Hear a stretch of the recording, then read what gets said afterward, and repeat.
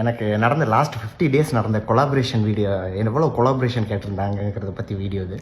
ஏங்கண்ணா, நான் ஒரு international brand சரி நல்லா கிடைக்கும், நம்ம இத்தனை வருஷமாக நம்ம ஒரு 3-4 பிராண்டு வந்து இன்டர்நேஷ்னல் பிராண்டுன்னு நம்ம நினச்சி வச்சுருந்தா, சரி இவனுக்கு கொடுப்பானுங்க ஃபோட்டோ எடுத்து சும்மா இது பண்ணுறது தானே அப்படின்னு நினச்சேன். குவாலிட்டியாக என்ன சொல்கிறதுனா, சரி நம்ம குவாலிட்டியான சப்ளிமெண்ட்னா நம்ம ஃபோட்டோ எடுத்து இது பண்ணுறதுன்னு நினச்சா, இவனுக்குன்னா 50,000 75,000 1 லட்சம் 2 லட்சம் ஒரு வீடியோவுக்கு கொடுக்குறது. ஏன்டா அதுக்கும் இல்லாமல் உன்னோடது நல்ல சப்ளிமெண்ட்டாக இருந்தால், எல்லா கம்பெனிக்கும் தான் சொல்கிறேன், உன்னோடது நல்ல சப்ளிமெண்ட்டாக இருந்தால் என்ன சொல்கிறதுன்னா, அவங்க மக்கள் வாங்கி குடிப்பாங்க, அதுக்கு வந்து பே பண்ண வேண்டாம். ஸ்கிரிப்ட் எதுக்கு? ஸ்கிரிப்ட் கொடுத்து படிக்க வேண்டிய அவசியம் கிடையாது.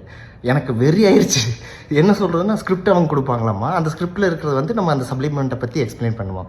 நான் ஒரு சப்ளிமெண்ட்டை வந்து பார்த்தீங்கன்னா எக்ஸ்பீரியன்ஸ் பண்ணி கொடுக்குறேன்னா தப்பு சொல்லலை. அது என்ன ஸ்கிரிப்ட் கொடுத்து பண்ணுறதுன்னு எனக்கு புரியல. எப்படி ஸ்கிரிப்ட்னா எப்படி? நீங்கள் சொல்கிறதெல்லாம் நான் சொல்லி அதை வந்து வெளியே சொல்லணுமா? இதுக்கு பேர் கொலாபரேஷன் கிடையாது. இது வந்து ஒரு நல்ல முறையும் கிடையாது. நான் என்ன 10,000 இப்போ எவ்வளோ ஃபாலோவர்ஸ் இருக்காங்களே நிறைய பார்த்துட்டேன். அதனால் நான் என்ன சொல்கிறேன்னா, இந்த ஸ்கிரிப்ட் கொடுத்து இந்த விற்க சொல்கிறது வாங்க சொல்கிறது எல்லாமே நல்லா இல்லை.